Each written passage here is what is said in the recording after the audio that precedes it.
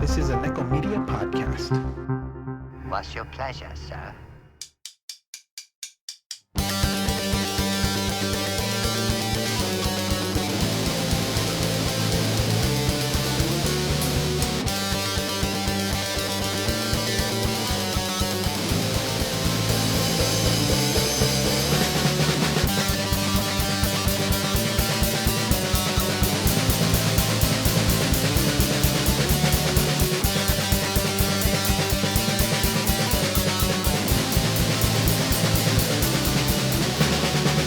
I've got her in my head at night when I go to bed, and I know it sounds lame, but she's the girl of my dreams.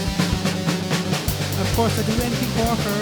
I'd search the moons of Endor. I'd even want to take it to the desert of Tatooine. Princess Leia, where are you tonight? And who's laying there by your side? Every night I fall asleep with you, and I wake up alone.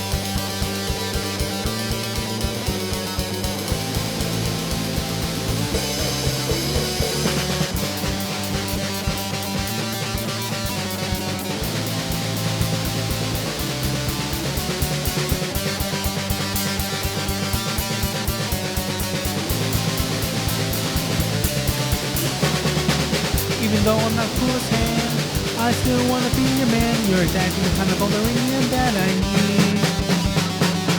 But when you weren't available, I was drinking cold 45s with Lando while singing out on the cantina on my side sleeve. Princess Leia, where are you tonight? And who's laying there by your side? Every night I fall asleep with you, and I wake up alone.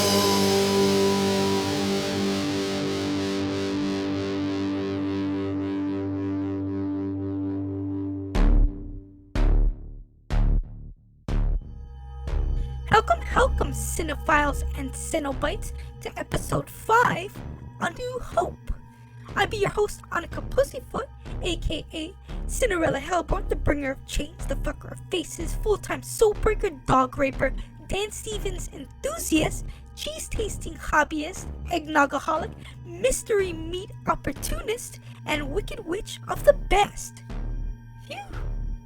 Hope y'all are having a wonderful holidays. Coming in with the puns.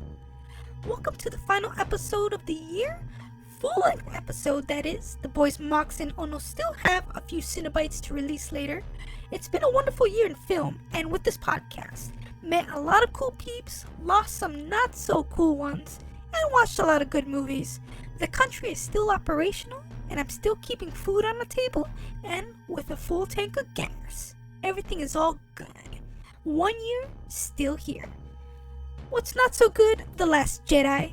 I kid. Yeah, let's get the show started. Mox and Ono watched the most anticipated film of the year, episode 8. Listen to what they have to say on the latest Star Wars installment on this segment, where the two review a newly released film on Slashtag Configuration.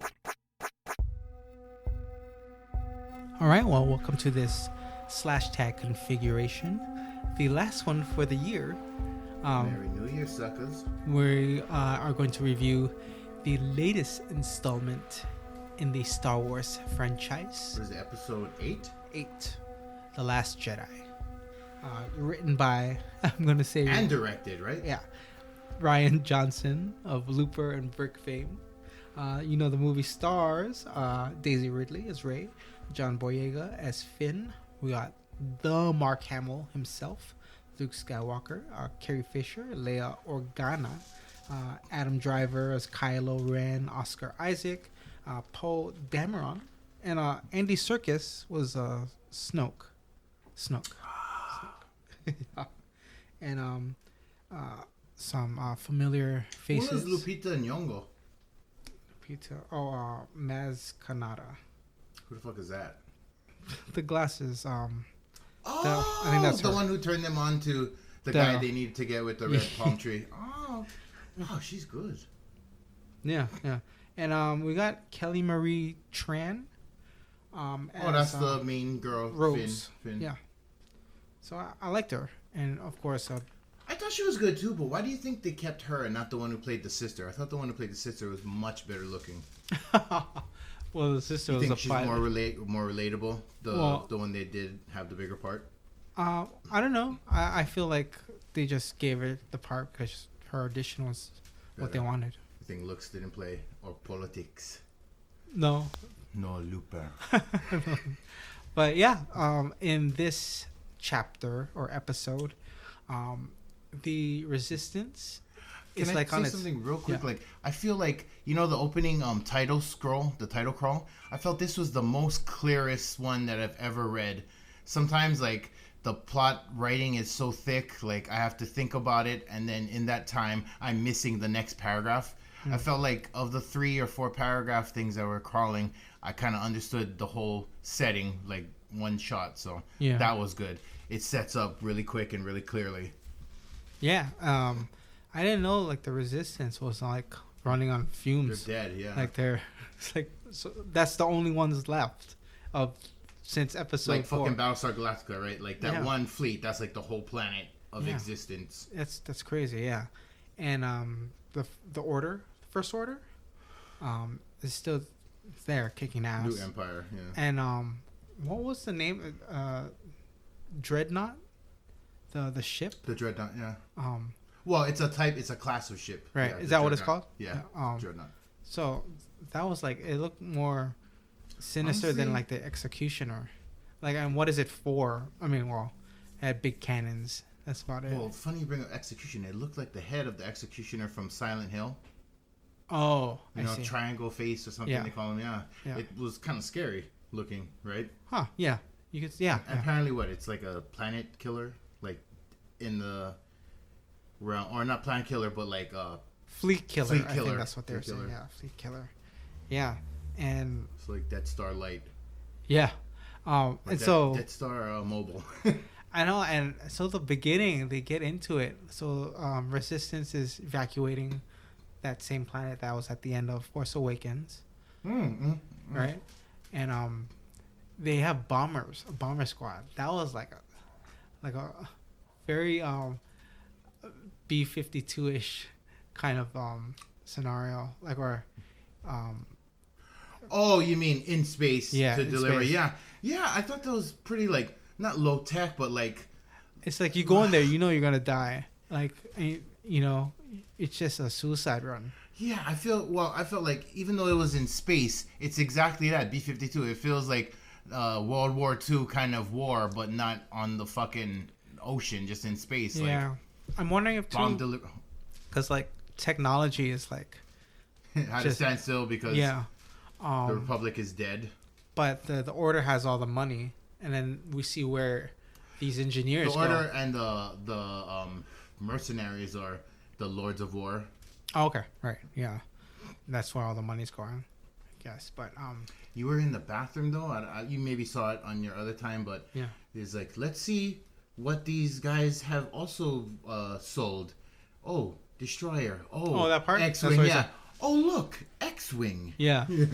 Oh, we might spoil it. We probably won't give out too many details, but well, just yeah, spoilers. We'll talk freely, and you cut as you see fit. I'm gonna leave it all in.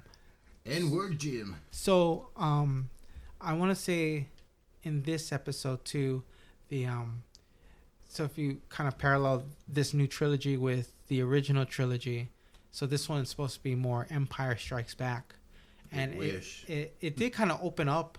Well, Like Hothish. kind of. Well, the ending felt Hothish, definitely, because they had those. Oh yeah, the Imperial salt Walkers. instead of Snore. Yeah, Yeah. and the Imperial Walkers. Yeah. Yeah, and but the dramatic tone wasn't as intense as Empire, although some parts were kind of just like I felt they tried to knock some shit out of the park, but it played as melodrama. A lot of Right. it for me. And then I felt like they tried to set up peaks, but it barely hit like a mountain or a mound. Like yeah, it just kind of fell flat. true, yes, And a lot of Some parts, yeah. characters like, what the fuck is this? A well-known actor halfway through the movie doing like the cameo that is world building. Like he'll probably come back in the next one, but yeah, I wonder because then there are a lot of new characters in this episode that do play in the subplots, and I feel like they just used up once, and then we can forget about them for like forever. Like single serving. Yeah, pretty much. Like the character of Rose, who's just like I'm gonna say maintenance, because she says she's behind pipes all the time. And has nothing that she's her not role even in the like right. Yeah, she doesn't know what's line. going on. Like so we're introduced to her because it just so happened to be luck. And I think one of the other underlying themes of this film is taking out the old stuff, everything that was nostalgic, down with old ideas. Yeah, and just taking it out already, and preparing for just a whole new generation of Star Wars viewers. And I think this trilogy is kind of that segue if they're going to continue on with like episode 10, 11, and 12, and all of that. And we get more backstory on Rey. Like slightly, and also kind of like nonchalantly dickish, like, oh, they're nothing, and also you're nothing. Yeah, like her role in this Star Wars universe is nothing. Like her background, like she came from not even relevance. Yeah. So. But to me, darling. Right. But like, yeah, and what makes her special is she still doesn't really train at all. And she's still busting shit out the gate. Like, I'm talking force power, metachlorian count off the charts. Yeah. And if you were wanting a ninja training segment on the fucking planet of Kauai or wherever the fuck that Luke Skywalker was hiding on, you're not going to get it. Oh, yeah, there's nothing. The training sequence is actually less than what Luke went through on Dagobah. She got less training, and not even a revelatory moment, like only what you take in the cave. Right, and he's not even...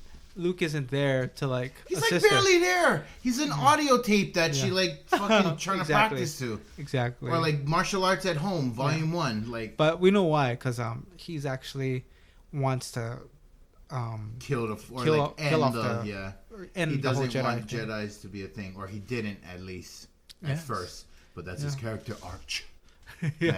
Arc. So he's so you'll find out what the context of The Last Jedi is in this film. Yeah. I mean, if it's a big mystery like you're carrying, or you just wanted to see it anyways, but they spell it out for you. Yeah, they give it to you. It's no philosophizing. It's not ambiguous like The Last Samurai. And was it Ken or is it Tom? It was Ken. Or is it us? Is it the audience? No. Yeah, they very plainly spell it out for you. The comedic element in this movie is awesome. And it has a little bit for everyone in this one. I still feel like Poe was driving. He's the high comedic element. And I feel like the 2 android element is not the comedic relief anymore. So you think Poe was more? That's in my recollection. I feel like he does a lot of rhetoric comedy. Ah, okay. Yeah. Yeah. Let's find an exit out of here. Like, how did hell did he get in here? Yeah. It's like, what? Yeah, it's true. Like, he pointed that out. But yeah, it's a well balanced story, I believe, or I feel, of. I would say that too. Just there aren't twists and turns that are very surprising, and nothing super poignant and super dramatic. Like if you're comparing it to Empire, just don't. Yeah, don't. You know. Don't. There's no like, dun, dun, you know. Yeah. And where moments that are I feel that are supposed to be like that, aren't. Yeah. It's just like, and I think we're expecting that. As audience. Yeah, we are. Like, I felt a lot of it was expected. There was some turns, but you could feel it, sense it, or it just it wasn't like no. Yeah, like in Force Awakens, the most dramatic part. I did not expect that as fuck. And and the whole, you could feel it in the theater. Everyone was dead silent. I got super pissed, but I like, cat got your tongue, like. Yeah, but in this one, there's not. And No. and what you feel you're supposed to see, it kind of resolves, and you're like, oh, all right. And without giving out too many spoilers, but because this is just opening weekend, so you have time to watch it, and hopefully no one spoiled it for you.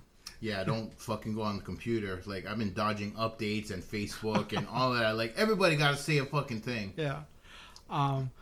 But we get some space action, you know, a little. There is. And also, there's a lot of, like, death in large numbers. Like, not focused on... Oh, but, yeah. like, Yeah. fucking people is dying by droves. And then when you think about, like, that's, like, The Last of Us kind of deal. Like...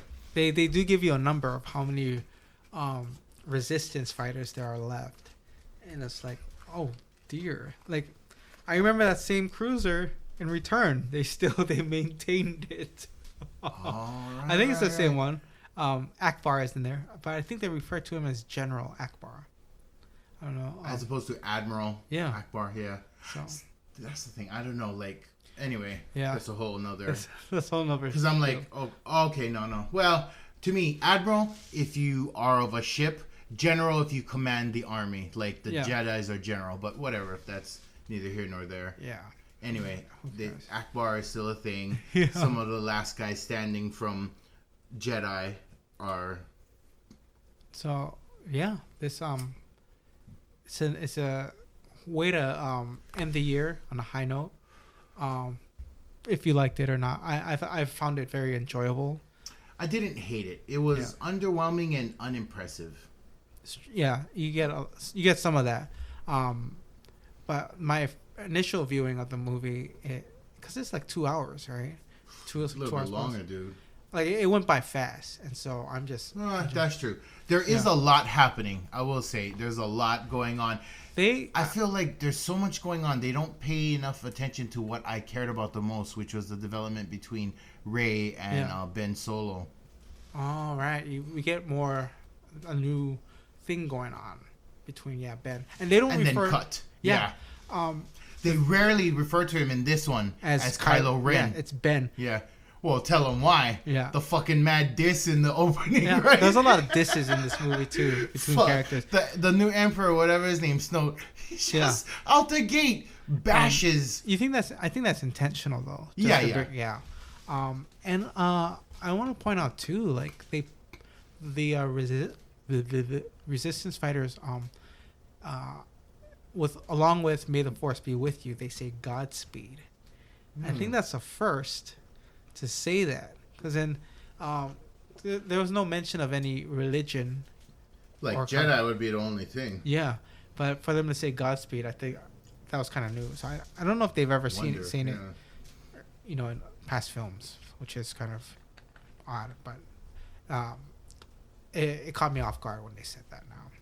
So Godspeed, not because May the Force be with you is too long. Every single fucking time, yeah. We've said it so many times, all right? Just throw up a 4, and I got it. But did you mention Laura Dern is in this too? She is. She plays a vice admiral. Yeah, and it's kind of a cameo, I think. I guess. I would say a little more than that, especially at the end. Right. You know, she gets a little active, right? Yeah. And but it's a bit part, you know. Definitely. Yeah. You know, someone called her and was like, "Hey, do you want to be in Star Wars?" And of course she said, "Fuck yeah." Yeah. I don't even care the details, just sign me out.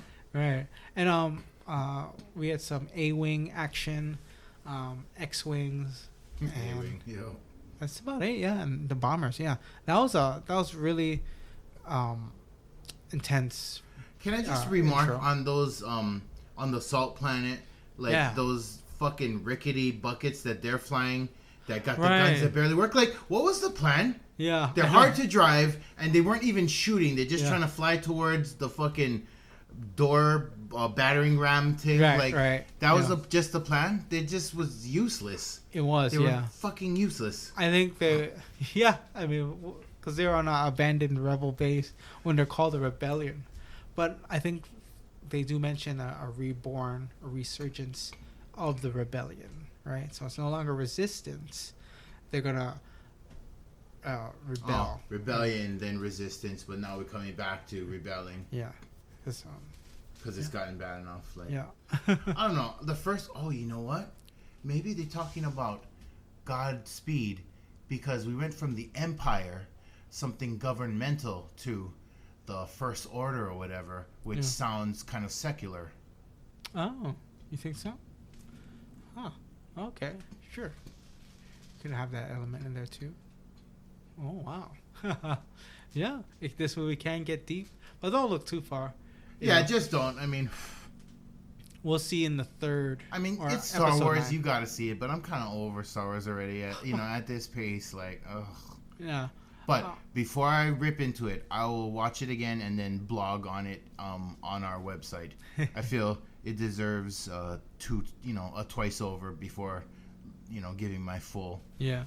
Because I did not like Force Awakens at first, but after rewatching it and having some time to think and stew upon Kylo Ren, I kind of really liked the movie.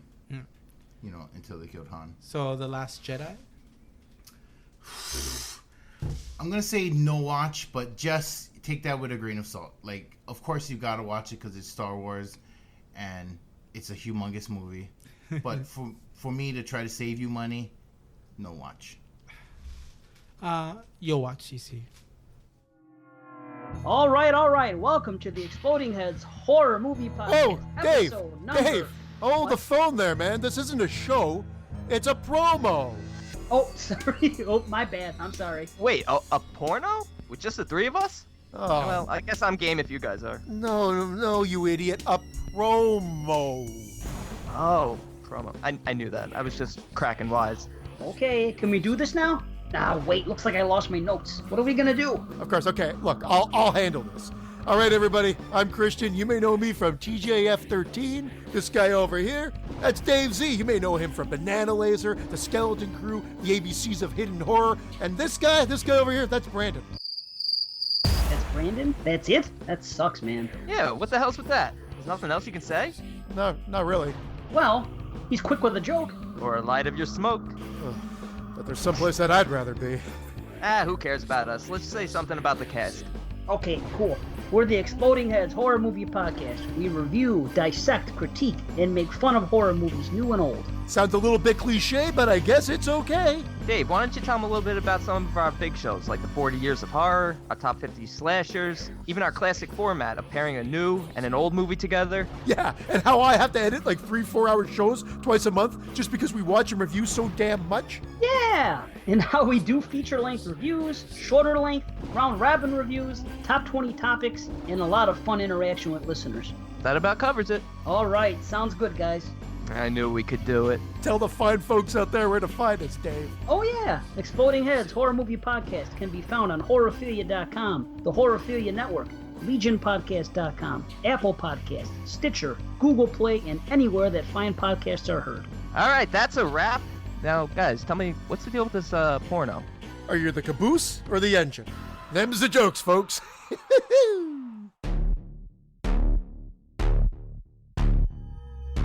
Up next, listen to Mox and Ono recommend programming from popular streaming services unrelated to Star Wars. Here on Kicking and Streaming. All right, so for my Kicking and Streaming, I recommend the 2016 TBS series, Search Party. The series was created by Sarah Violet Bliss, Charles Rogers, and Michael Showalter. And the series stars Aaliyah Shawkat, John Reynolds, John Early, Meredith Hagner, and Brandon Michael Hall. I like Aaliyah Shawkat. Yeah, I love her. That's why I checked. Broad City, right? I haven't seen that. Arrested Development, Green Room. Right. Green Room. Okay. But right. I gotta check out. Is it Broad City? You said. I think that might be another girl, actually. All right. Parker Posey, Rosie Perez, Christine Taylor, and Ron Livingston are among a nice handful of actors that make special appearances on the show. Oh, cool. So, yeah. And so the series is set in modern day and focused on a group of 4 friends in their mid to late 20s in New York City, right? Dory, played by Shawkat, is walking in the city, going to meet up with her group of friends, and she walks past a missing persons flyer. So the missing person is a friend from college. Her name is Chantal. And the last time they saw each other was about 6 years ago. Before ago. Before ago. So seeing the missing person sign kind of triggers something in Dory. So, and it's so significant, this missing person, or the fact that Chantal is missing, who knows. But Dory dedicates all her time and herself into finding Chantal. And that is pretty much the whole series, or the whole season 1. But before I say anything else, this series is currently on season 2, maybe 6 to 8 episodes in. Oh, wow. I'll only be talking about season 1, though. I would describe Search Party as The Killing meets Friends meets How I Met Your Mother. It's that kind of show. Really? The Killing? Yeah, The Killing. So it gets that dark? No, but see, that's where meets Friends meets How I Met Your Mother. So that's the whole premise, is her trying to figure out or trying to find this person. Whereas I guess The Killing, you already know that she's dead, and so they're just trying to find a killer, right? But the tone is like sitcom-y. Yeah, it's made for basic cable. And the thing too is, you can watch 2 versions of this because all the shows on the TBS app are uncut, unedited. Whereas, I'm guessing it's cleaner when it's on TV. Oh, are you talking about like language? Yeah, and scenes also, too. Yeah, like it gets, some parts get racy. Yeah, so, I've come to accept that if a character or a group of characters annoys me, makes me feel uncomfortable, or the opposite, characters that I totally get, agree with, empathize, regardless of the feeling. If it moves me, good or bad, it's excellent writing, direction, and execution. So the tone of the characters show ambition but lack drive. And the characters also are presented with a very passive attitude towards pretty much everything. It's almost difficult to get on board with some of these characters, but we continue on because we want Dory to find Chantal. And where does Dory find all the time to focus on Chantal while living in the big city? Well, she ain't unemployed, but she's only a part-time personal assistant. So she's got all the time in the world. Her boyfriend, Drew, played by Reynolds, is currently interning at a business firm, and it's unpaid. So who's paying the rent? But that's irrelevant. But her 2 besties, Elliot, played by Early, is funded by his parents. And Portia, played by Hagner, is an actress. And Julian, played by Michael Hall, is Dory's ex-boyfriend, a journalist and a tutor. So I guess in a sense, he's the more successful guy in that, I guess, immediate group, yeah. To be honest, the mystery and thrill of trying to figure out the whereabouts of Chantal, it's not interesting because no one's interested in Chantal in the story except her family, who has a minor role in this season. The part I'm interested in, though, is figuring out why Dory wants to find this person. It's been 6 years since she's seen her. They weren't really good friends in college anyway, but she's just so happened to recognize her on a flyer posted on a lamppost. Maybe the person Dory is really looking for is herself. The show has the potential to become darker, therefore more interesting, and I'm hoping to see more of that in season 2. But before we get there, you need season 1 to get acquainted with the rest of the group. That is why I'm recommending this show. Download the TBS app and binge watch season 1 and catch up with season 2. Season 1 has 10 episodes, uncensored, which is pretty much awesome. And yeah. But commercials? No commercials. Yeah. So like it'll cut all of a sudden and like you'll see it. But, and that's a good thing because then it's only like 22 minutes per episode. Cool. Yeah. So yeah, definitely. Search Party. Check it out. Yo, watch CC. Sounds good. Okay, so I got the Hulu original Future Man, created by Howard Overman, starring Josh Hutcherson, Derek Wilson, and Eliza Coupe. So A millennial janitor is recruited by resistance fighters from the future to help stop an apocalypse of human flaws.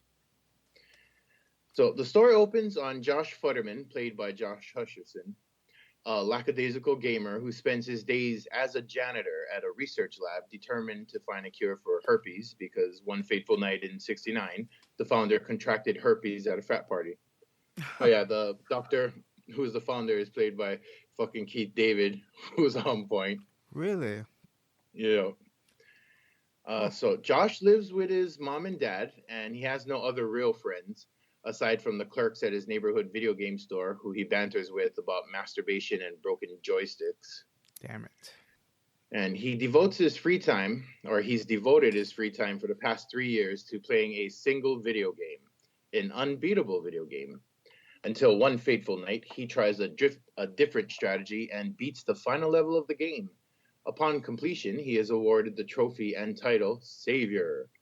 Minutes later, he is visited by two time travelers, Tiger and Wolf, who also served as NPC avatars in the video game, and they now inform him that the video game was a training tool and a training and selection tool sent back from the future to find the one who would help the resistance defeat the evil fascist empire of genetically perfected human beings.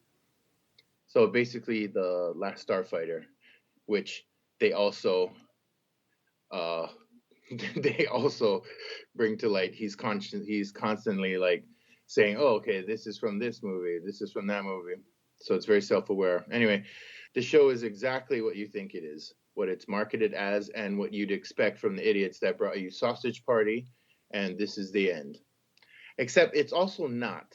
Beyond the cliched premise and protagonists, and behind the fart jokes and gallows humor that revels in its own political uncorrectness, lies a sensitive, self-aware observation of the nuances of such profound complexities as the human condition. Josh is the everyman, starved for purpose, desperate to belong and feel special. And Future Man deals honestly with the gray area of ideals and idealism. In the post-apocalyptic future that Tiger and Wolf are trying to prevent, a vaccine is forced upon Earth's population, and those who would opt out are hunted down mercilessly after being sterilized at birth. So, I get it. To want to prevent tragedy is noble, and to want to fix imperfections is human. But to force a cure, no matter how altruistic the goal, it's still evil. And the series deals with complicated themes and multi-layered emotions well, albeit through crude humor and over-the-top gore, but it does so without undercutting itself with broad appeal bathos. So there's something in here for most of today's audiences, and most notably, the fish out of water performances by Eliza Coupe and Derek Wilson as Tiger and Wolf, whose journey to save humanity ends up in allowing them to embrace their own, but in a comedic and kind of heartbreaking way. So season 1 is streaming on Hulu, and it's a definite yo watch. Don't go down that road. It's a horror movie podcast. Welcome to Don't Go Down That Road Horror Movie Podcast with John and Rachel. I'm John. And I'm Rachel. And we are glad to be a Phantom Podcast Network member that you can find on downrightcreepy.com. Downright. Rachel, what do we do? Well, we're a podcast that takes two horror films with similar themes, and we put them in a figurative fight at the end, so it doesn't matter if the movie was good or bad. It's just kind of based off character development / what we've just watched and made fun of. That's right. We review. Yay! But we also get special guests to help us out sometimes, and sometimes we do special interviews with people in the business. Yes. We also do some reviews sometimes. It depends if we watched a movie we want to talk about. Mm-hmm. But we do lots of things. And we love our listeners to always be involved, so we're always open to suggestions and opinions, I guess. S2EP5.com, or you can check us out on iTunes and Stitcher or even Google Play. But most importantly, check them out on Phantom Podcast Network on downrightcreepy.com. Rachel, where else can they find us? Well, y'all can take a gander at our social media. We are on Instagram, Twitter, and Facebook at DGTR Podcast. That's correct. So, thanks, and we hope you guys enjoy our show eventually. And remember, don't go down that road. The horror movie podcast. Don't go down that road.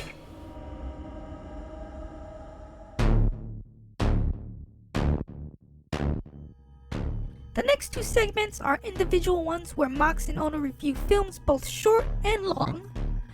Yes, these ones are sorta, kinda, maybe not Star Wars related. First up is Mox with a full-length movie review, Secular Insanity.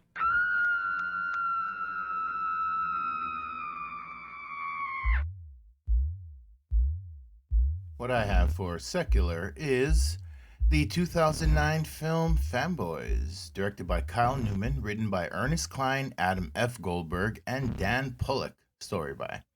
It stars Sam Huntington, Chris Marquette, Jay Baruchel, Kristen Bell, and Dan Fogler. So, in 1998, Star Wars fanatics take a cross-country trip to George Lucas's Skywalker Ranch to steal an advanced print of The Phantom Menace so their dying friend can see it before he passes away. I love this film for so many reasons. It hits the nerd button spot on, albeit ham-fistedly, but it also tugs on the heartstrings while still delivering laughs and an unexpected romantic subplot. The two main characters, Linus and Eric, are lifelong friends who drifted apart after high school graduation. And faced with the pressure of real life, Eric goes through the motions of growing up and takes a sales job at his father's flagship car dealership. Meanwhile, Linus and the rest of the crew maintain their childish endeavors while running a comic book / collectible shop and staying down with nerdness nightly. So when Eric hears that Linus has only 6 months left to live, he digs up a plan to storm the Lucas ranch that they made as kids. A host of hilarity and situational comedy ensues as they embark on their epic misadventure. This film touches on a lot of stuff you'd expect from this kind of nerdy fan film, but it also delves into deeper topics without screaming it in your face like an after-school special or any of the soppy fare you'd find on Lifetime and Hallmark. So, in a galaxy far away, we all imagine ourselves to be the most grandiose, most poignant version of ourselves that we could ever envision. And as kids marked by the Star Wars films, we all imagine that one day we'd attain or at least attempt to be that pinnacle version. Fanboys deals with the reality that most of us won't, and for the sad some, they won't even have a chance. When all we'll ever be is who we were, who we dreamed of being, and who we are right now, our life is defined by what we love and who loves us. Fanboys is a definite yo watch CC.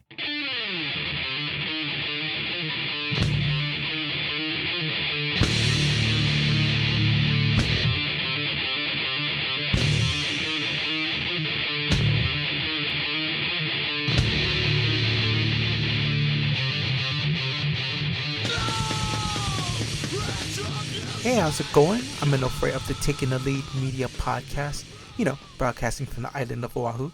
Here on the podcast, I release weekly playlists of mostly punk rock and hardcore tunes, occasional ska and indie rock, all independent music local here in Hawaii, around the country, and the rest of the world. Just recently, I've also had guests on the show, including local friends and rock bands, to record label heads and distributors.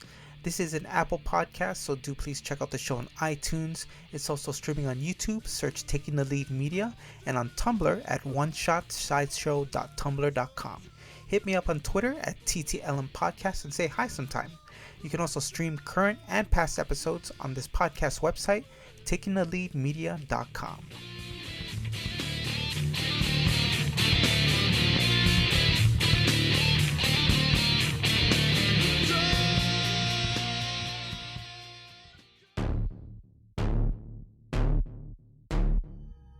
Alright, next up is Ono with a short film review, one of Daisy Ridley's earlier works in which she starred in.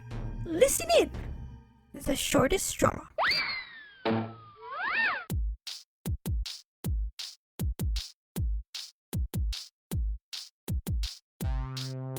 Alright, so for my Shortest Straw review, I have the 2013 short film Blue Season. The film was directed by Georgina Higgins and Lee Jones and written by Higgins. It stars Kenneth J. and Daisy Ridley. So a brief summary of the short: Sarah, played by Ridley, wakes up in a dark room, upside down. She's screaming for help, and within arm's reach is an earpiece. On the other end of this earpiece is an operator played by Kenneth J. He's able to somehow unlock the shackles attached to Sarah and help her escape this building. But is he someone Sarah can trust? Why was she kidnapped? Who is the operator? Well, Watch the short and find out. Some of these questions may or may not be answered in the film. The film clocks in at about 5 minutes and some change, and you can view it on YouTube or Vimeo. And it was made originally for the London 48-hour film challenge.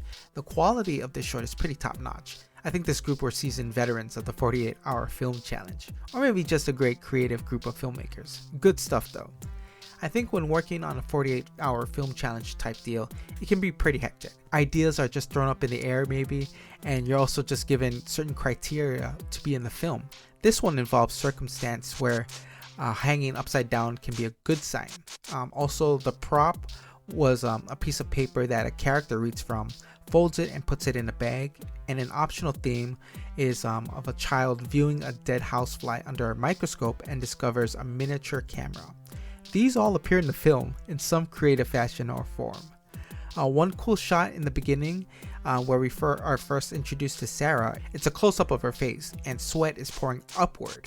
Initially it caught me off guard, and then the camera does a 180 roll and we see that she's upside down. Really cool stuff.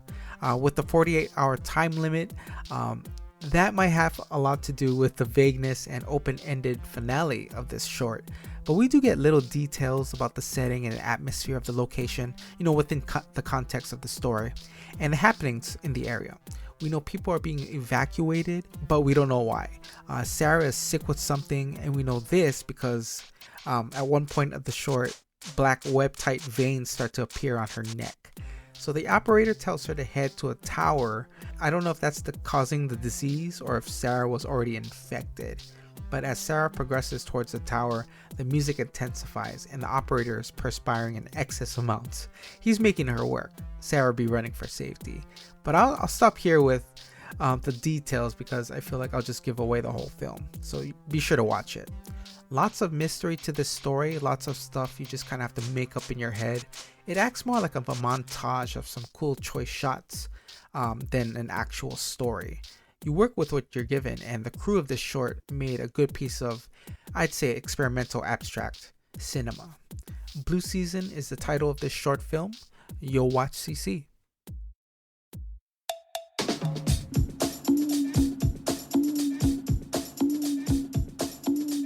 Alright, I wanted to take this time to say happy holidays to everyone and a safe and wonderful new year to you all. Massive shout outs to, and in no particular order, John and Rachel at the Don't Go Down That Road podcast, the Cult 45 podcast, the Exploding Heads podcast, Isaac Thorne, the Monster Squad, Elizabeth and Catherine at Almost Normal Productions, Cake for Dinner, Donna at Philly Ghost Hunt, Heavy Metal Horror Cast, Alexander Cooper, Blood and Gourd, Edward Jesus Do, Ink to Film Podcast, Danny Warren, The Blood on the Rocks Podcast, CK Thackeray, Think Speak Publishing, and Rise Up Daily. If you weren't mentioned, don't worry, we're thinking about you. Cheers, everyone.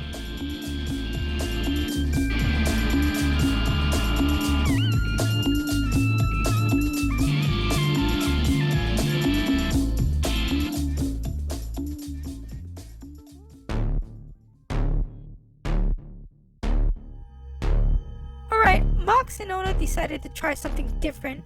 They'd be singing Christmas songs on this segment. Protect your ears at all costs. This is a wildcard segment in which anything goes. Schrody's Ladder.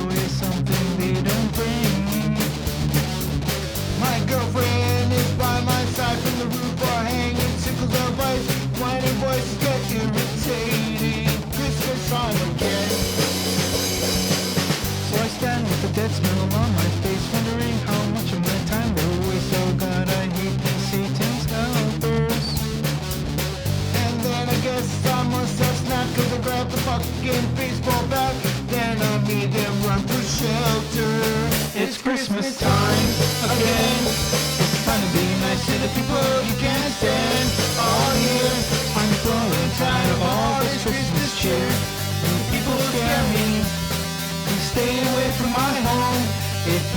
get beat down, just leave the presents and then leave me alone.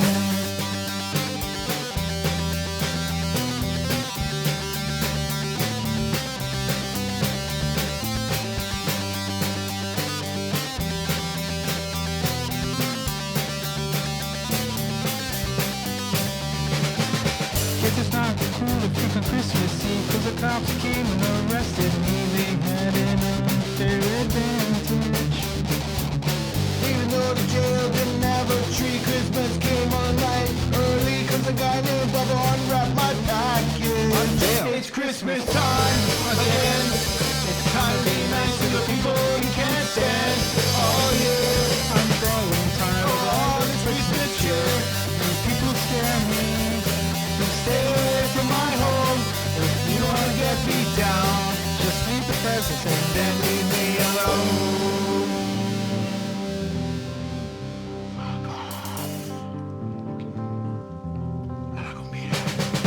I won't be home. I won't be home for Christmas. I won't be home. I won't be home for Christmas. I won't be home. I won't be home for Christmas. I won't be home. I won't be home for Christmas. I won't be home. I won't be home for Christmas. I won't be home. I won't be home for Christmas.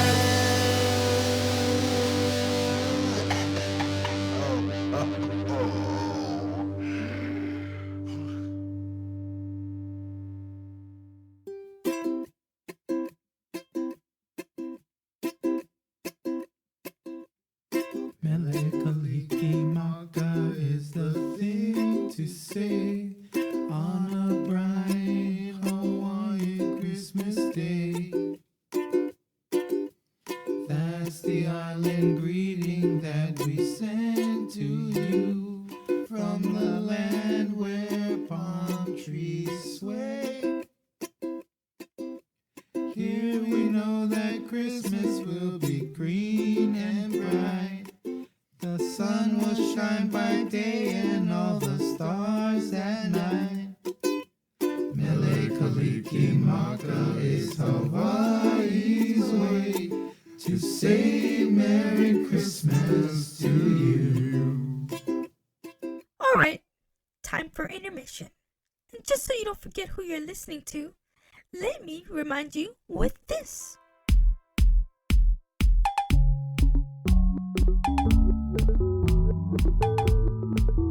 We are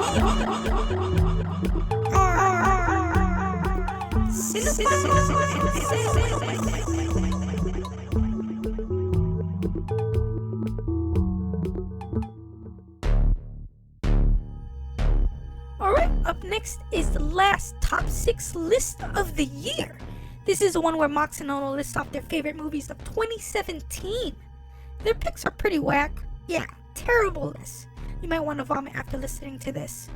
This segment features a top 6 list of whatever category they choose.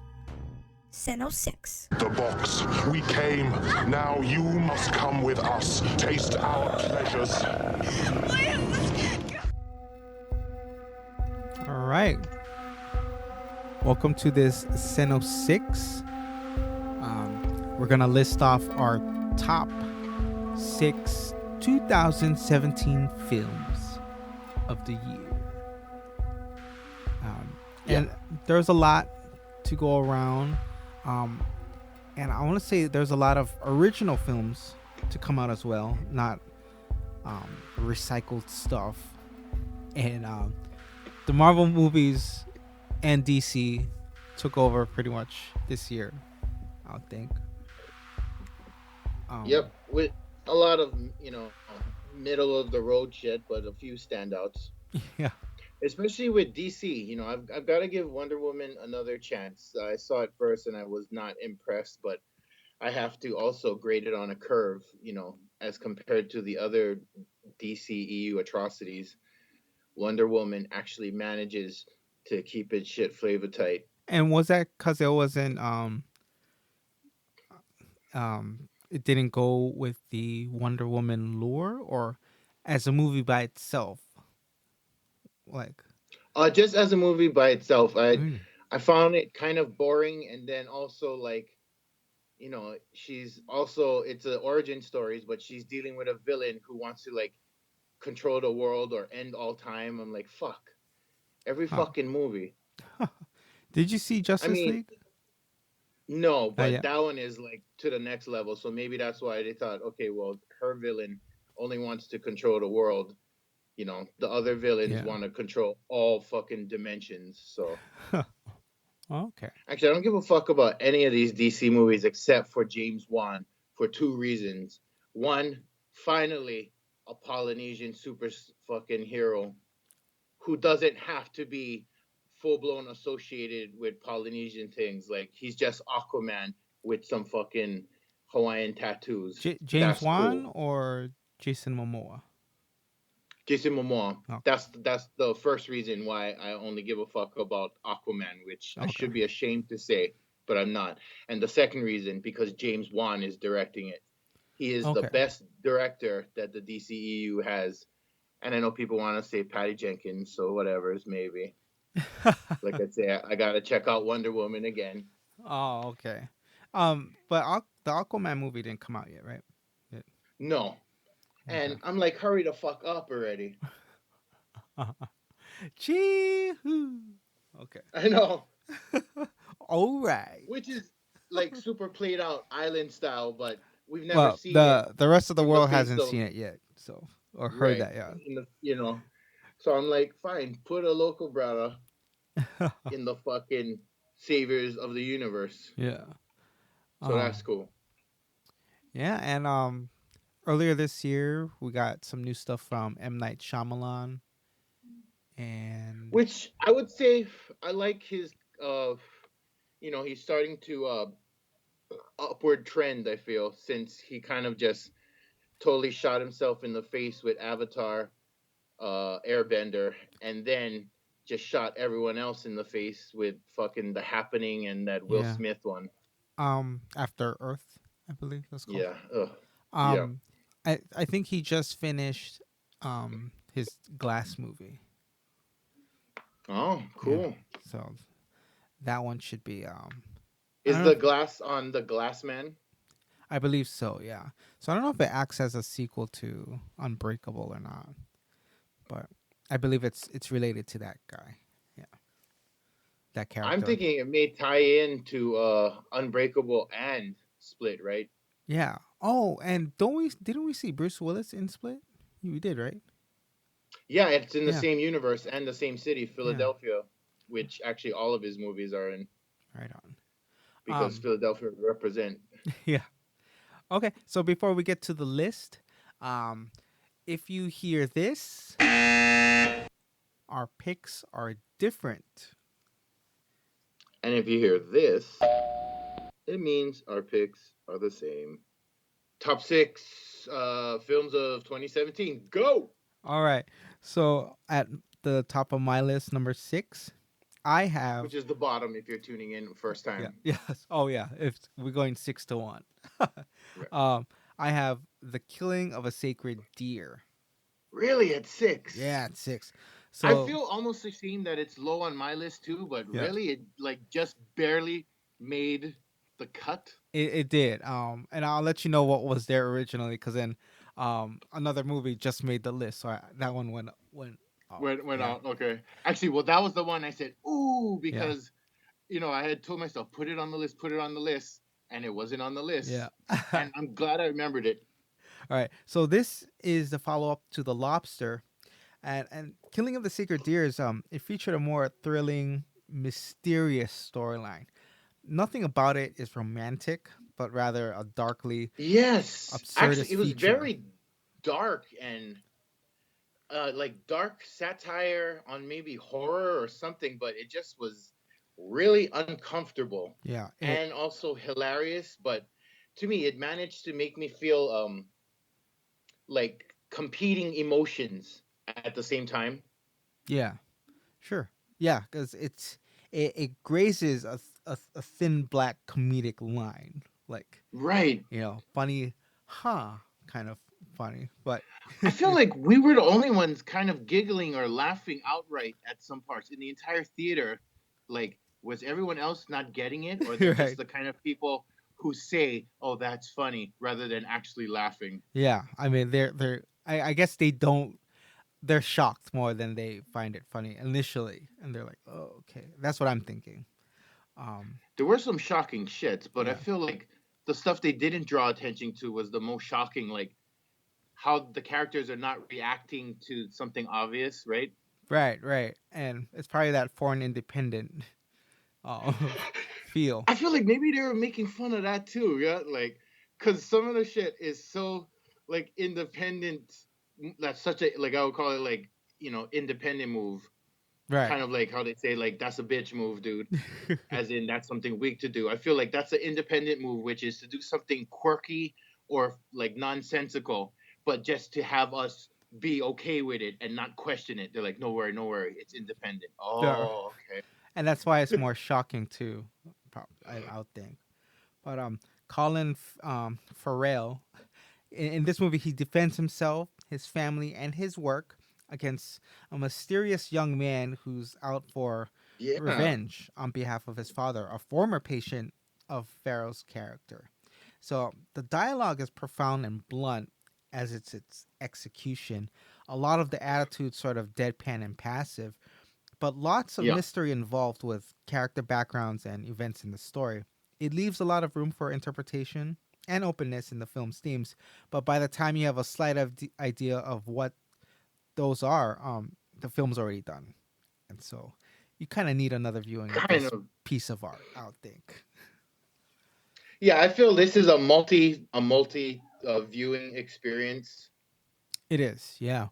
and I feel Yeah. like there's enough intrigue, or there's enough in there for you to want to. So my number 6 is It, Ah, the I It remake. totally didn't think of that one. Oh man, but I don't think it would have made my list. But go on. Really? Yeah. It would have made higher on my list, except for the fact that it is a remake Okay. or Yeah. re-envisioning, reimagining, retelling, whatever the fuck you want to call it. But it's also furthermore an adaptation. Um, but yeah, I loved it mostly because there was so much hype and expectation surrounding this film that the fact that I still loved it, it delivered. Like there's very few films you can head into, or for me at least, I can head into full blown wanting it to be dope and come out not saying fuck that shit. I'm not a hipster, but my tendency is always to critique something firsthand and just, my first reaction is fuck that. And then I'll give later thought and be like, oh, okay, if that's what they're going for, that's kind of interesting. They did that, but yeah, I didn't do that with It. Oh. I loved the reinterpretation of the Pennywise character. I liked pretty much just everything about it. Yeah. It was a lot more terrifying, and more, I'd say, dark, but I'd say way darker. yeah. I mean, but I like the opening scene, even though it made me laugh because it tells you, okay, this movie, we're gonna fuck you up in this movie. It's true. I mean, if you haven't seen it by now, you just need to I mean, you probably don't give a fuck that much about it, but it's dope. It fucking tears the limb off like a little ass boy. It does. It And shows, yeah. he's eating the little boy's arm and then dragging this little boy kicking and screaming into the fucking sewers. Sure. Oh. I mean, the 1990s this would have never made a theatrical release with this kind of budget. I mean, there's so much CG. Yeah. My number 5. It Comes at Night. Fuck. Yeah. I know, dude. I'm surprised you liked it top 6 that Yeah. much, but I liked it too. This Surprisingly. film, yeah, this film by Trey Edward Schultz is a mind trip as well. Fresh, original, and thrilling, describe this flick that kind of borders on horrific themes on a psychological level. It really does mess with your thoughts and perceptions of characters and relationships in the story. So it's set in a world where there's some kind of virus or disease floating around the country, and maybe on a global level as well. But long-term isolation from the outside world where may have had its effects on this group, or it could be the disease. We don't know. The film is an open book as well, but not as absurd as Killing of a Sacred Deer. Sacred Deer, yeah, nowhere near. But the mystery involved makes it a fun flick to watch, most definitely. And it's one of those movies that deserves several viewings, if anything. Yeah. Yeah. And I feel like it's also a good movie to break down and kind of study and analyze too. Because it's very dark and, just mysterious overall, I would say. Very independent. It is an Not independent. necessarily in their choices of like character actions and reactions and motivations, but just in the fact that it moves at such a slow, subtle pace. I mean, if you're the type of person who doesn't want to invest in a movie, I can see you hating It Comes at Night. Yes, yeah. It's one of those slow burns too. And if you're not, I'll say emotionally invested, it could get a bit on the boring side. Yeah. So if you're interested, it'll be worth the ride for sure. Yeah, it's definitely an investment. It is not a date night horror movie, date night popcorn movie. Okay. It could be. One of you will have fun. Your number For 5? my number 5, I have a film that didn't get enough play as I feel it should. But the dark themes and its subject matter, I can see why I kept it out of the mainstream. It's called Better Watch Out. And I likened it to a cross between Home Alone meets Funny Games. Because the setup is there are two 14, 15-year-olds left at home alone with a 19, 20-year-old female babysitter. And it looks like the setup is they're going to be home invaded. So the little kids are going to have to step up, right, to protect themselves. So that's kind of the Home Alone element. But it takes a super dark turn when we find out that it was the kids who were setting up the effect because the one main kid wants to try and fuck the babysitter. And from there, he ties her to a chair and starts torturing her and all kinds of stuff like that. And it just gets funny games from there. Yeah. Interesting. It's a fun one too, but I spoiled the first act surprise for you. Oh, shit. Because it works as the first part, It starts off as an innocent Home Alone, then it kind of gets into a Your Next, strangers, people trying to break in. How are these like seemingly defenseless kids going to protect themselves and the babysitter? But then it turns out to be whoa. Okay. So yeah, check that out. Better Watch Out. All right. My number 4, Alien Covenant. Wow, that one didn't make shit for me. I was so excited about this film, and the fact that they pushed the release date to an earlier slot was amazing news as well.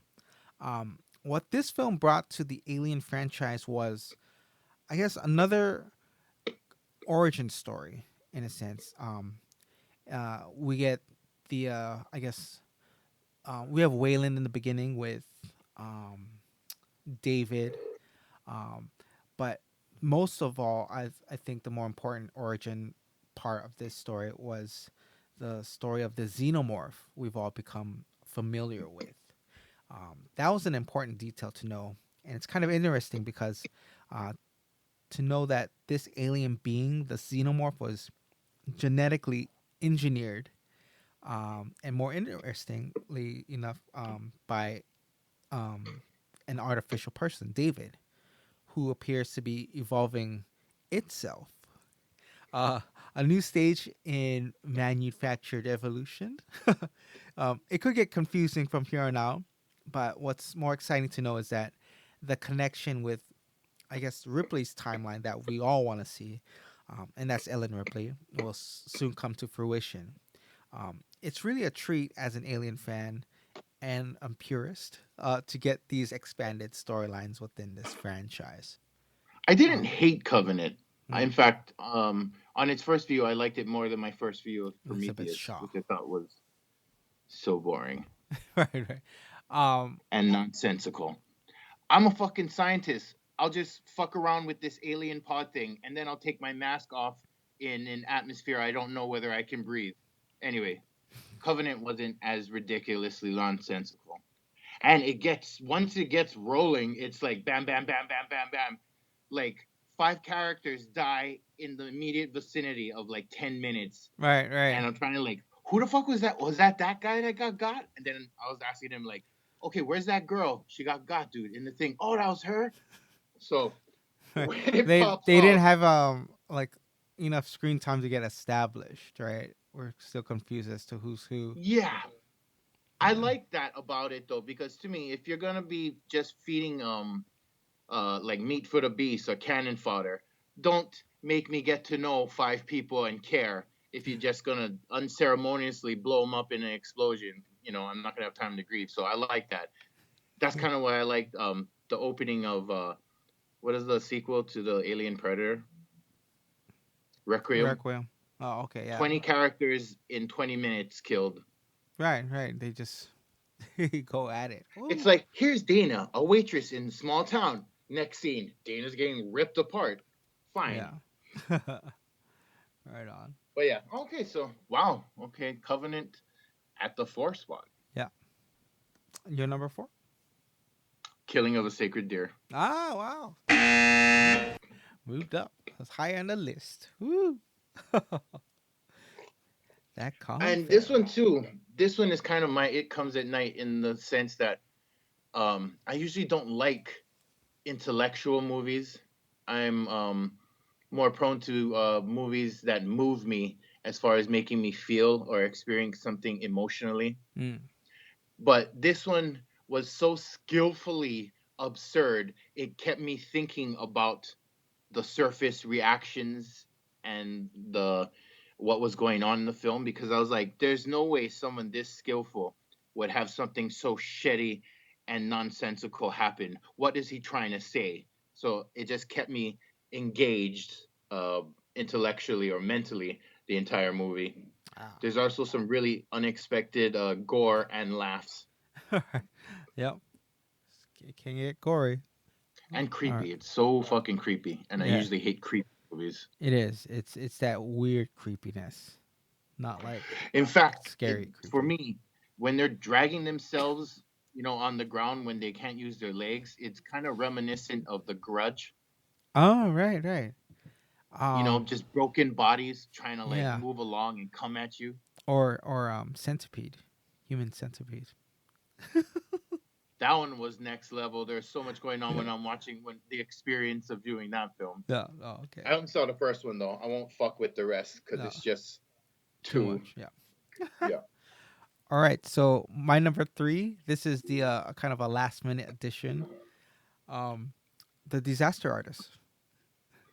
Okay, I haven't seen that one, but I look forward. Yeah. So this film is based on the book, not the film The Room, but the book, which is called The Disaster Artist: My Life Inside the Room, the Greatest Bad Movie Ever Made, which was written by Greg Sestero. And the film The Disaster Artist now features a lot of scenes from The Room that were reshot, like mirror images down to the last detail, from hand movements to facial expressions of the scenes. And at the end of the film, they kind of do a side-to-side comparison of actual footage from The Room to the ones that they shot, and it's almost exactly the same. It's kind of weird in a sense, but they pulled it off. Very accurate down to the beat and the delivery of the lines. It's amazing. But the film itself, The Disaster Artist, it's enjoyable, entertaining piece of cinema. It's a story of 2 peers who develop a tight bond and friendship with one common goal and dream, which is to become famous and successful actors. The Room, the film by Tommy Wiseau, it's it's a poor film on many levels, but the disaster artist gives, I want to say, justification as to why that is. And although I feel The Room has gained, its cult status and title, greatest bad movie ever, it did so for stupid reasons, I feel. Kind of like how people like the Osbournes and why they were popular. I only hope that the disaster artist will only serve to be a positive illuminate on any negative foreshadowing that Tommy Wiseau may come by. So, um, I enjoyed it, but I didn't find myself laughing like with other people in the Oh, movie, really? because then it's kind of like, yeah, that Osborne effect. That's why they're laughing, because he's different. He sounds different. It's like it's not It's funny. like laughing at a handicapped person, kind of, sort of. It's just a real dickish laugh. Yeah, on that level too, and you see that in the movie, like on premiere night, because it'll show, it'll timestamp certain time, like it's from 1998 to I believe 2003. So 98, that's when they first met, and it was premiere of The Room by 2003. So it's a 5 year span, and it seems short, but they got a lot of done within that 5 years. And I feel like Tommy Wiseau, like he kind of just went with it. It wasn't as he intended. So, and I think he's just along for the ride right now. For my number 3, I have the independent murder mystery Wind River. Wind River. On a what you call it, a Native American reservation. A young Indian woman uh, gets murdered. It's like beaten and murdered. I mean, they fucked her up. So, um, the local, I guess, wildlife tracker, along with the sheriff and a really green FBI agent, try to hunt down her killer. And it's not really a great mystery, I feel like, but that's kind of what I appreciated about it. It didn't try to make it extra complicated or gimmicky to hide the identity of the killer. What it's more so about is the raw emotion of it, and I guess the problems that face people that live in that kind of climate, which I think is somewhere in Montana. It's like cold as shit, and just the indigent Indian or native populations. And I guess how the white man's world has just totally fucked them up. How much years have passed since 1492 or whatever, and still the effects are fresh. Also, an interesting fact, getting back to the hashtag Me Too stuffs, Harvey Weinstein was a producer, or the Weinstein Company was a producer. So the native council who helped to finance it, they pulled together enough money to just buy it from the Weinstein Company so that they could release it themselves without having it kind of attached to the whole backlash that a lot of films are suffering because of the hideous people. Oh wow! So that's a dope one. I believe that it'll be up for some Oscars.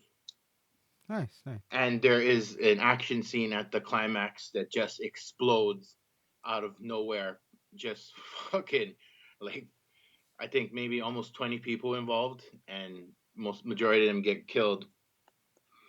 A lot of brutality, but it's just a really overbearing depression kind of. And then on top of that, you got the grieving of the murdered girl. I see. But it's also sad too, because the murder girl was involved with, like, the possible love of her life, and finally leaving this shitty area to fulfill her dreams or chase something better. Yeah. So a lot of tragedy and loss. Cool. But yeah, that's my number 3, Wind River. All right. For number 2, I have Beauty and the Beast. Yeah. All right. So Emma Watson was born to play Belle in this movie. She really is a funny girl, a peculiar girl, that Belle. The remake was very nostalgic, but the new elements in the film gave it a more realistic story. Some minor yet significant plot points that tied in the town with everyone at the castle. The reworkings of the soundtrack with the inclusion of touch-ups and Emma Watson flair on key lines gave the songs a fresh, new, vibrant sound that made it lively and a lot more wonderful. Some new songs that were written in also gave the story more depth and passion. The title track and dance sequence was just as amazing as the original cartoon. That gold dress was stunning, and this tale Yep. still going strong. Shout out Yep. to the homie Dan Stevens. Dan Stevens nailed it. Yes. Yeah. Amazing remake. And I guess fit for a new audience. And especially one of Disney's new live remakes, that one of the first, or actually the first one to do.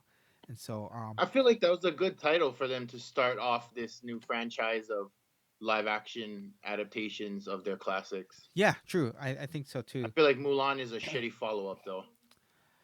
Yeah, because I think they went with the I mean, because in Beauty and the Beast was the first animated film to be nominated for Best Picture, right? So they started off with a bang for sure. Um, we'll see with Mulan and Aladdin. Um, but I think it's just it'll feel just I don't know. We'll see. With regards to live remakes. Yeah.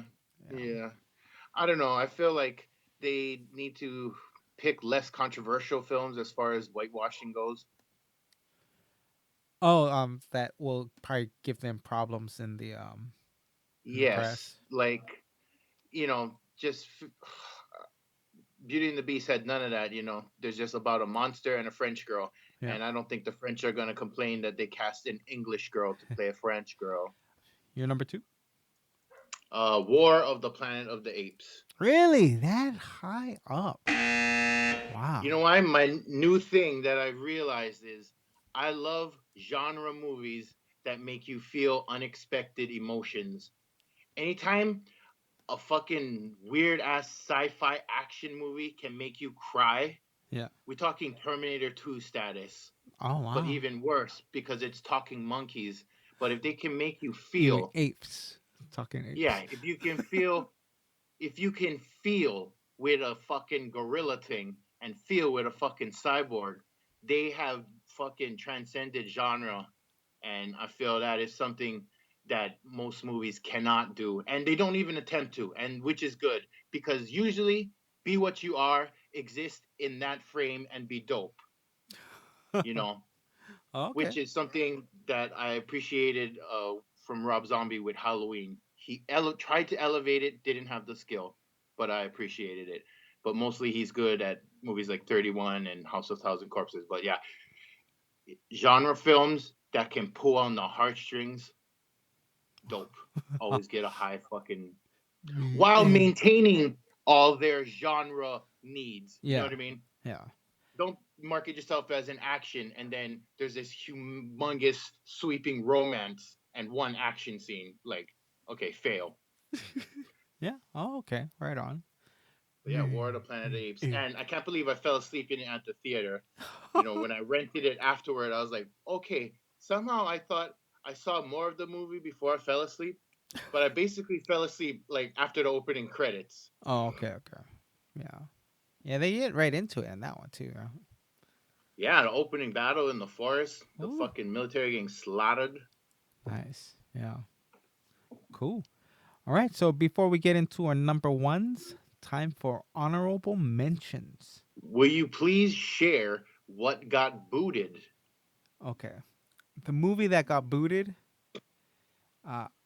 Guardians of the Galaxy, Volume 2. Oh, like that got booted. Too. Yeah, I had to take that off the list because, like, it's already a given that the movie, like a Marvel movie, is going to be good.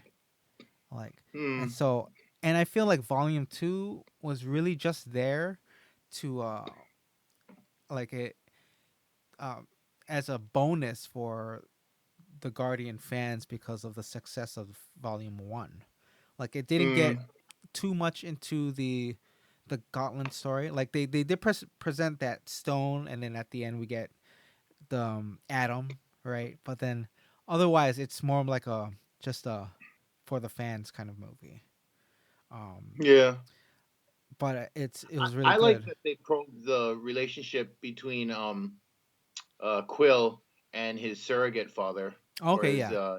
adopted father, Yeah. and the contrast between his actual birth father, who turns out to be a dick. Right.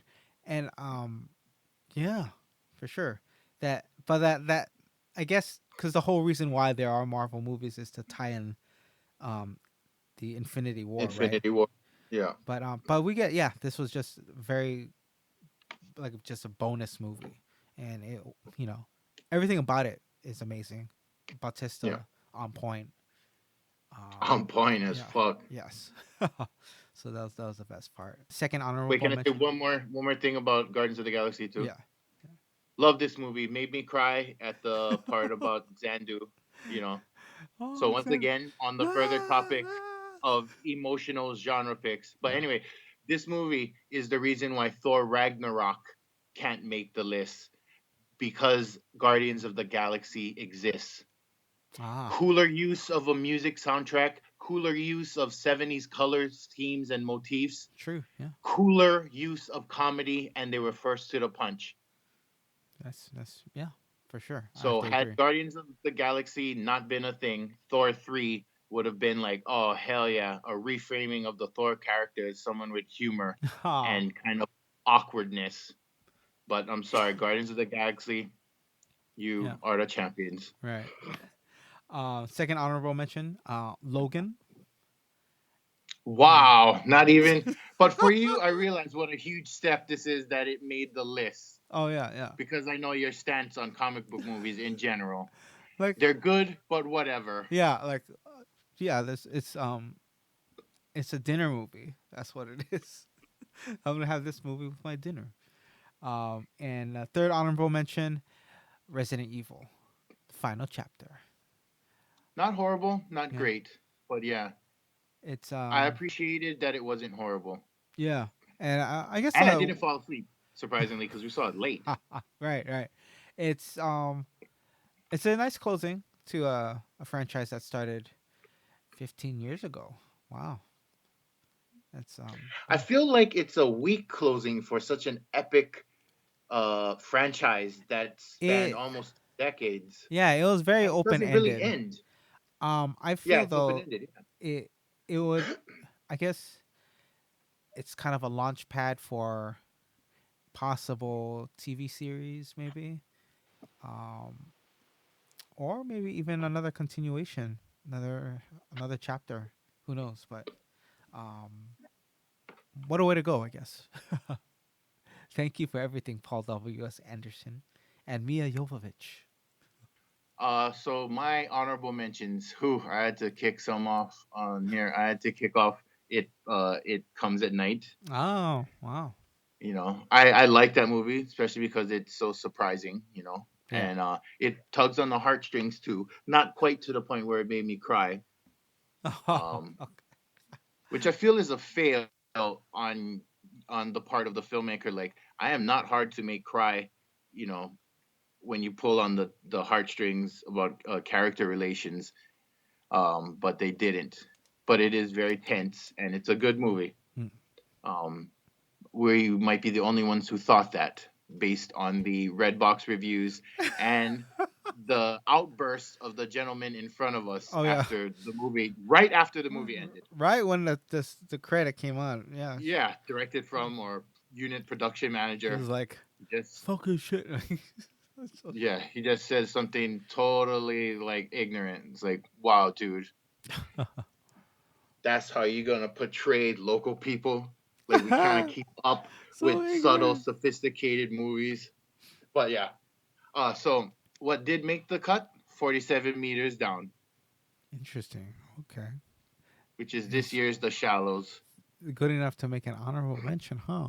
Oh wow. You know why? Just for the fact I've seen it 6 times.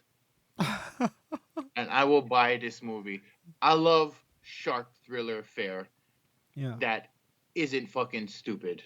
Well, it's super stupid. Yeah. That's all the way down there. Woo. And it must have Plus, been so cool. I like the title, you know? It's not Shark Lake, Shark Night, right, Shark Run. It's like a dope title, 47 Meters Down. Yeah. And it's not shark related either. Like the title. The title, yeah. Yeah. It kind of hints at something, right? Like, oh, Yeah. okay. Well, and then the shark is almost secondary because then she's just at the bottom Hmm. of the And she's out of ocean. air Yeah. and injured and trapped. Yeah. That's The sharks really, all they are is just keeping her from escaping the actual situation. Yes. Yeah. Yeah. Like, they're not the situation Yeah. itself at the beginning. Right. Right. Yeah. They're not the Well, yeah. They don't play antagonists. It's really just the ocean. That's well, like Yeah, they're like the gauntlet, right? That you'd have to get from one room to the exit room. Right. Right. Huh. Interesting. You know, Yeah. Yeah. It's almost you could say it's not a shark movie. They just happen to be there. yeah, actually, yeah, it's not personally charged. It's not like The Shallows, like, you know what I mean? Yeah. The shark ain't looking for her. Yeah. Yeah. Ah. They just there, and it's not even the same shark. There's just like the ton of them. Right. Yeah. That's another good way to look at it. Yeah. Ah, good pick. Yeah. Second one, Guardians of the Galaxy Volume 2. Oh, okay. Wow. I had to bump that from the main list when I remembered Killing of the Sacred Deer. Yeah. Oh, wow. Okay. And that's the one that bumped out It Comes at Night. Oh, okay. Okay. From the honorable mentions. Okay, and number 3, Beauty and the Beast. Wow. Okay. Honorable mention, huh? Ooh. I love that movie, and I love this remake, live action. I mostly appreciate the fact that even though they changed it, they didn't fuck it up, and they played mostly like, I want to say almost shot for shot, but definitely beat by beat. The emotional beats were all the same and there, even though they added a few extra. Yeah, for sure. So still killer. If this doesn't win like best song or best fucking original, music score, soundtrack shit, I don't know what the fuck. Right. And Chicago gonna win like 13 years ago? Get the fuck out. Okay. And Les Miserables? Oh, get the fuck out. Okay. Okay, so number ones. Number one, favorite film of 2017. 3 Billboards Outside Ebbing, Missouri. Oh man, I still want to see that. It was that good though. It was that It's good. number one? Yeah, my favorite thing about this movie is that everything we see in the trailer is in the movie. Nothing changes about what we see in that. But when you watch the film, one little detail changes the entire dynamic of the film. So we get added bonus and added story. The premise remains the same. So the setup feels like a Coen Brothers film, but the characters themselves don't really symbolize or represent key emotions or feelings or even religion. Instead, actions define the characters, because for some, you hate one character in the first half of the film, of the film, and later you can't just help but love them to death. And the film's storyline carries simple themes throughout, but the delivery is fresh and original, with much credit going to the all-star casting. My hope is that this film dominates the Academy Awards. Me too. We had Black Oscars, enough already. Yeah. Award the films that deserve it. Right. I mean, it might be tricky though because of its white-dominated cast. But that's what I'm saying. Yeah. We had the Black Oscars already. Yeah. Now it's time to get back to deserving films. Deserving films. This movie deserves to be. Yeah. I'm sorry it's all white, but some movies, some stories just is. Yeah. If it moves you, yes. But what really dominates in this film is the film's original storytelling, with bouts of relevant, albeit trite, social commentary. It's wonderful and stellar performances by the entire cast, and a theme as simple as love. It's clouded by hate and anger, but love, it's somewhere in there. The fifth element. Yes. Yeah, it is the fifth element. And as open-ended as the film's closing scene is, we know what conquers above all. Love. But you're right, that is trite, but it can still be profound if told great. If you told in an original fashion, it just really kind of unique approach, it could make a bomb-ass movie. Love is the fifth element. Apparently, you loved it the most. Yes. Number one. Do you remember what our number ones was for last year in our season 1? Oh yeah, I remember mine. It was Don't Breathe. Oh, I know yours. It was the Captain. Fantastic. Yeah, Captain Fantastic. Oh, that's my With number one. that was Vigor. Viggo Yeah, Mortensen. Yeah. that's your number one. Oh. Yeah. Yeah. So my number one, anyone could have predicted just on how much I gush over this movie, Logan. Oh, okay. Oh, I was thinking that was your honorable. No. Okay, nice. Yeah, it's deserving to be a contender for even just maybe a Academy Award. It was very emotional. Yeah. And a really nice kind of sidestep from the rest of the Marvel movies. Exactly. Yeah. I feel like it finally put on its real life jacket, you know. It takes a step out of the comic context and kind of puts a realistic spin on this is what these guys deal with. It's horrible to be a mutant. Right. And it's horrible to be a mutant in a post-mutant apocalypse. And then to find something to believe in when everything's gone, you know. Yeah. It's the redemption story. And I felt the Shane tip was like a little too over the top. Like, we get it. It's a fucking actor and all of that. And then I know you laughed at the tipping of the grave cross to form the X. Yeah, that was. I still like that, but that's heavy-handed as a mug. I mean, that is ham-fisted. But also got to remember, it's a comic book movie. Yeah. But and yeah, this movie is so emotionally charged. It is. We see a broken down, just like, just a had it Wolverine, not even that built, Right. fucking aging, crusty, falling apart. Nothing sexy or badass. In fact, he can barely get past a couple cholos in the opening scene. But he was just because he was like still drunk. I'm guessing, right? I think so. Yeah. I mean, he pretty much stayed drunk that whole film until the end. Right. And then the performances of Daphne, whatever the fuck her name, as X-23, Laura. Yeah. And fucking what's his name, Professor X. Yeah, Patrick Stewart. You know what? If he doesn't get a fucking supporting actor nod, I don't know. I wanted Logan to get a Best Picture nod, but the fucking field is so stiff this year. I don't think there's room. I mean, they upped it to, I think, 10 films can get nominated now, or 12 films, 10 films. It's still 10. Like that was the upgrade. Yeah. And that's tough. That like to give it that many movies, just because, I mean, there are a lot of good movies, but if you can't just break it down to like 5 or 6, it's kind of like,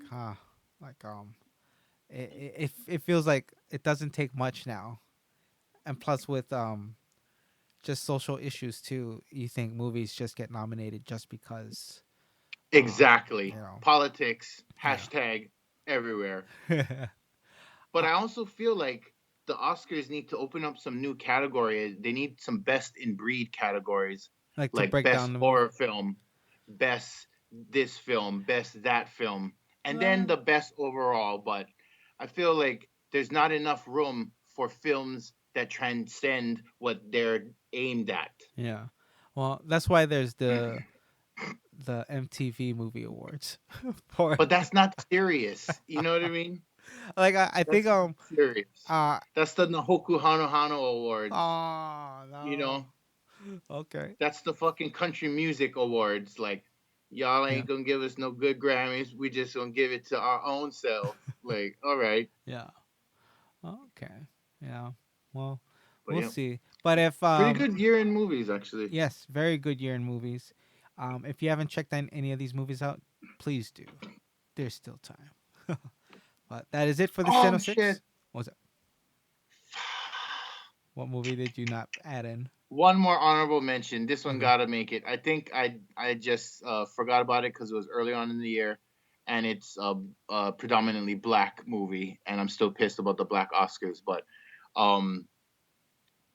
the one there, they work for NASA. Oh, Hidden Figures. Hidden Figures, excellent movie. Should get a nod for Best Picture.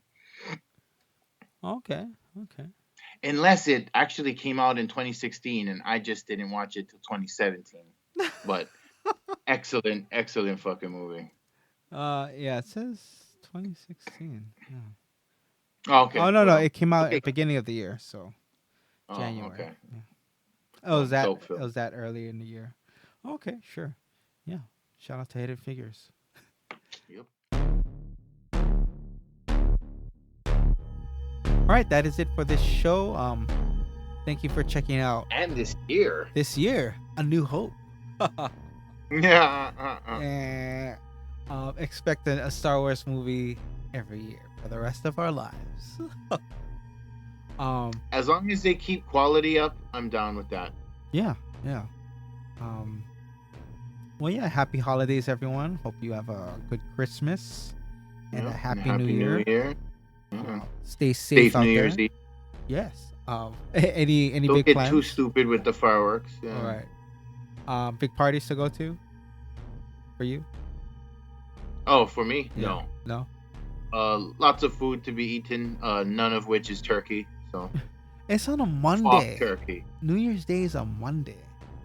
You know that? Like, what a shitty day. Everybody's gonna be so hungover. Nobody's showing up to work that day. No one's gonna show up to work on Tuesday.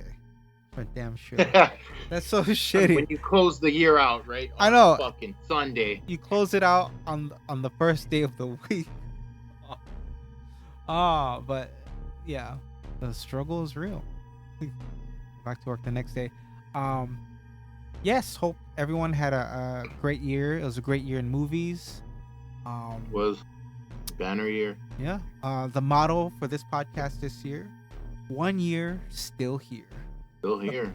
Still. Are we gonna come up with new like slogans / catchphrases for Yes. every season? Every Season 3.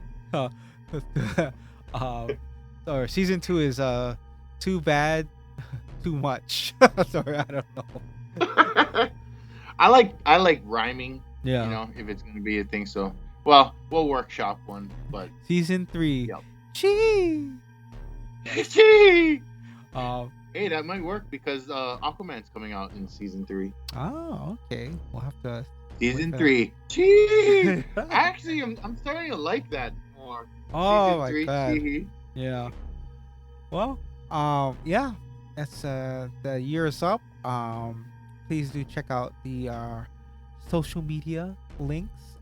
Visit the website nekkomedia.com. That's Yep. Nekko. Ono has his film up.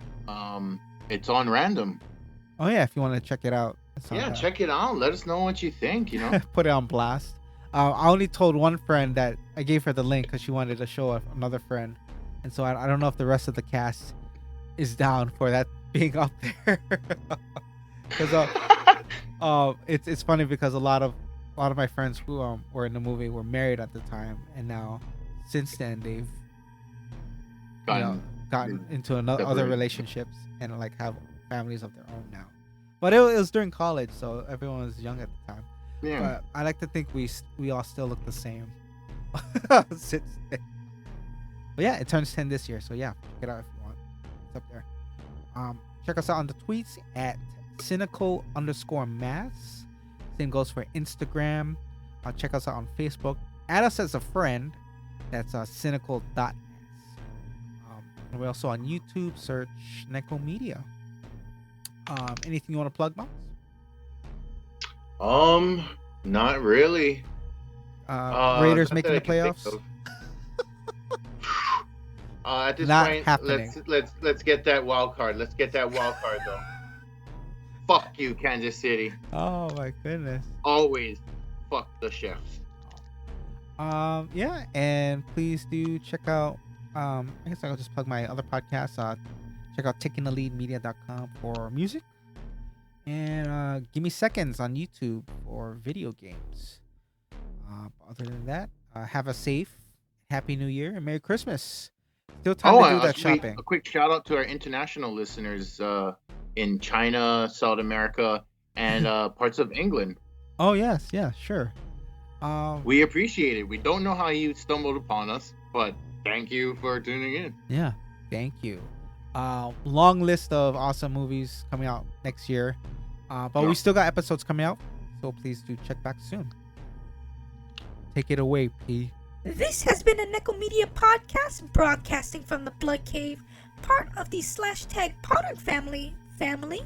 For myself, Annika Pussyfoot, Mox, and Ono, keep the lights on and check under that bed because there's only one universal truth. No lives matter. That means you. We have candy.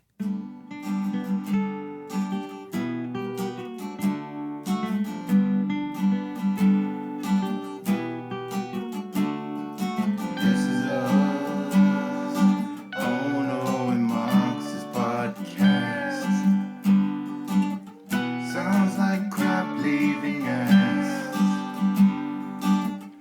or duck fucking glass.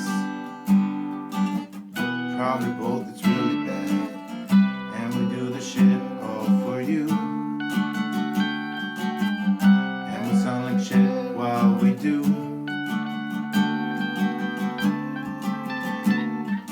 Tigers podcast, we broadcasting shit podcast. Tigers podcast, in your face, in your dreams, shit podcast. Tigers podcast, we broadcasting shit podcast. Tigers shit podcast, in your face, in your dreams, shit podcast.